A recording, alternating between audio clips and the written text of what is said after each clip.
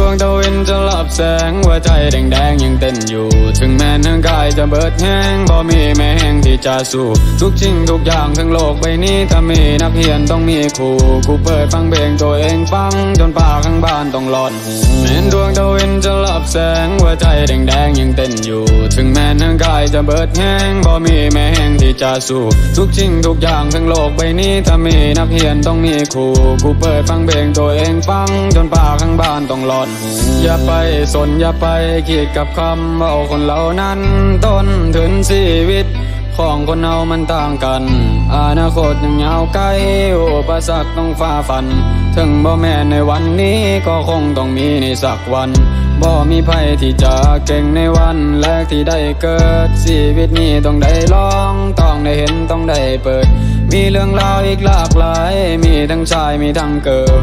ทุกอย่างมีความหมายบ่เข้าใจให้ไปเสิร์ชบางคนบ่เข้าใจและเบิ่งตัวคอยเป็นสิ่งแปดเรื่องราวที่ผ่านมาโศกสตาวลีแสดกฎระเบียบกติกาเมื่อถึงเวลาก็ต้องแหกมันสิหนักเพียงหนักหนาเมื่อถึงเวลาก็ต้องแบกถ้าเจ็บป่วยไข้ให้กินยาและใช้เวลาเดียวก็หายทุกสิ่งอย่างที่ได้มาเมื่อถึงเวลาก็สลายถึงจะรวยจนล้นฟ้าเมื่อถึงเวลาก็ต้องตายใส่ชีวิตให้มีค่าและเจอจะมีความหมายเห็นดวงตะเวนจะลับแสงหัวใจแดงๆยังเต้นอยู่ถึงแม้ทั้งกายจะเบิดแห้งบ่มีแม้แห้งที่จะสู้ทุกสิ่งทุกอย่างทั้งโลกใบนี้ถ้ามีนักเรียนต้องมีครูกูเปิดฟังเพลงตัวเองฟังจนป่าข้างบ้านต้องร้อนหูแม้ดวงตะเวนจะลับแสงหัวใจแดงๆยังเต้นอยู่ถึงแม้ทั้งกายจะเบิดแห้งบ่มีแม้แห้งที่จะสู้ทุกสิ่งทุกอย่างทั้งโลกใบนี้ถ้ามีนักเรียนต้องมีครู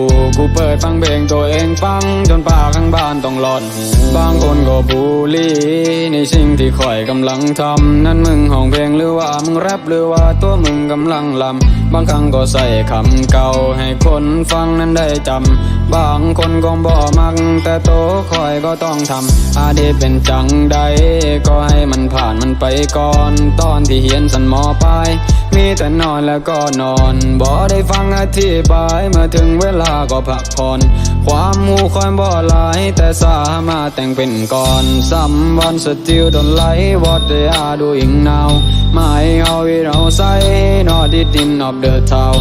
I don't want to fight anyone I'm from Lao Somewhat of Thailand listen song of the Lao ทุกคนต้องเคยผ่านคำดูถูกคนเว้าขวัญมีคนมักมีคนสมแล้วก็ต้องมีคนสั่งสิ่งที่เฮาเคยผิดพลาดเก็บมาเป็นแห่งผลักดันสิ่งที่เฮาคนดูแลก็คือพ่อแม่อยู่ทางหลัง